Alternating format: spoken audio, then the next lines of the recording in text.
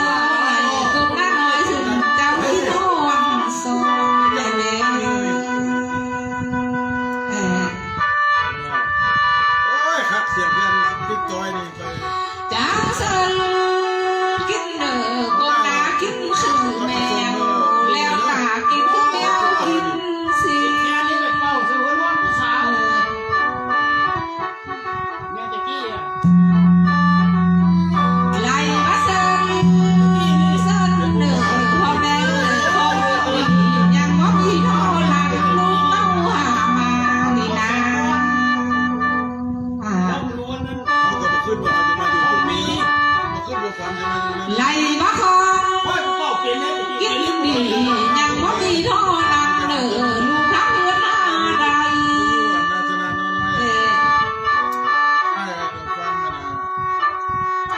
เขาแล้วตลาดเนอเสือสีนาวป่าสมาลามาก้อยเออแม่กินน้ำเน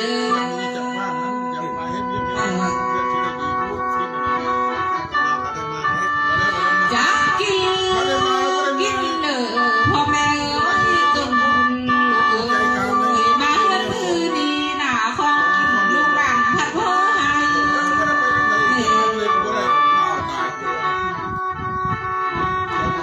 หันว่าเครื่อง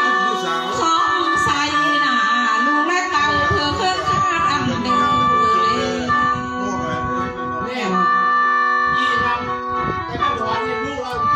กินทางลาก้อยซอยหอมเลือพ่อแม่ไล่วัดปูป้าพองไล่แมวผลมาเสือ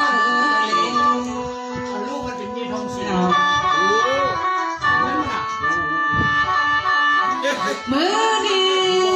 จักกินเนอกินแต่เนอแม่บ้าบูบวนเนอ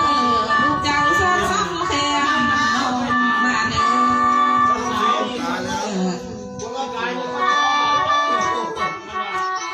กินแต่โมผู้พองเนอลามยิ่งลามใส่ซ้อนซ้ำแค่มวย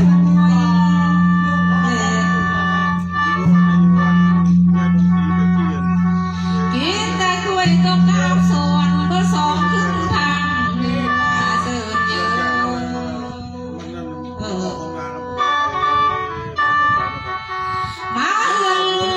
มือดีหนาพ่อแม่เป็นญาติเลยกินแต่กล้วยโตเขือเสียดังลงทางเติ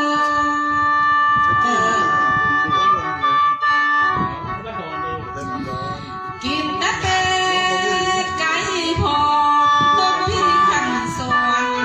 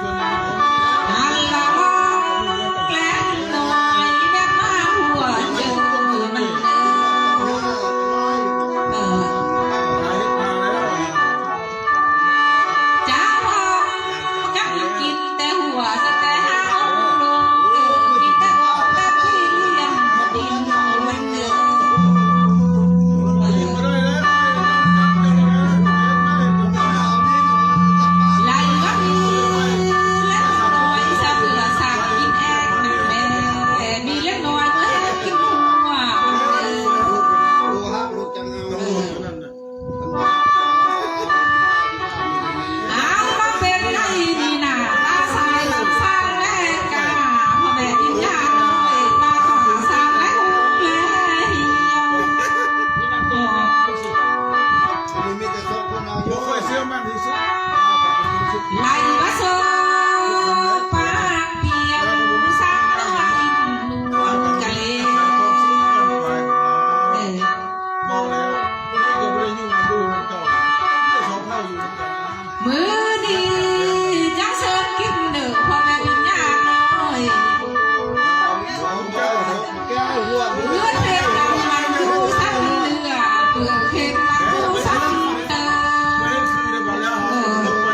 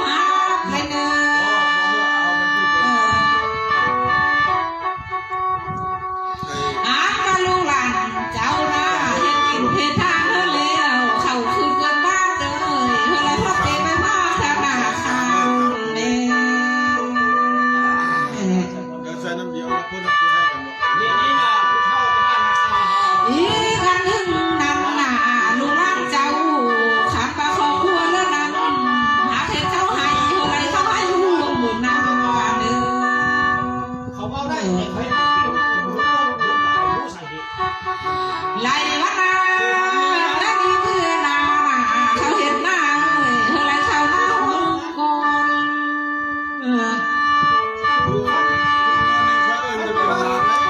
อาว่าครอบครัวทั้งพี่นี่นา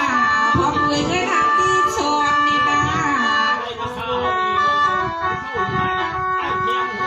เขาเห็นให้เห็นหน้า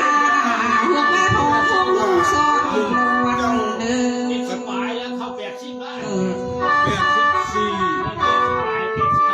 หรือว่าลูกบ้านชุ่มเจ้าหน้าครอบครัวเราเป็นองค์เป็นก่อนเพื่อเขาไล่เลื่อนซ้ำ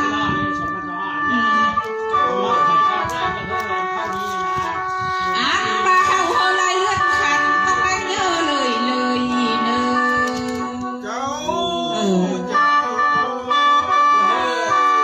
ไล่ว่าเงินคำหนาเปิดรัฐบาลเพิ่มเลือนเงินเลือนเพิ่ม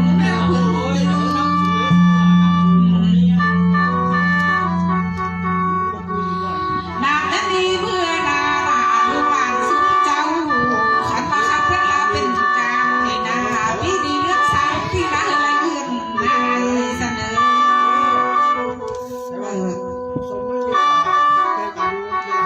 หรือว่าครอบครัวเลือนางหนาหักเป็นเพชรเอ้ยเธอเป็นเบสขาควายมา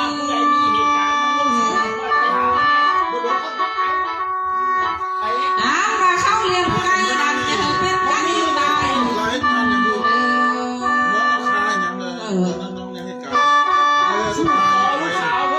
ขอครัวเลี้ยงลูกจะเธอเป็นผู้จวนเขาเลี้ยงลูกเธอเป็นนวลจอยพ่อแม่ยัง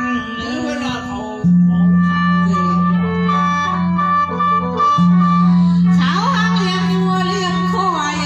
เธอเป็นวัวเป็นควายเข้าแก้ว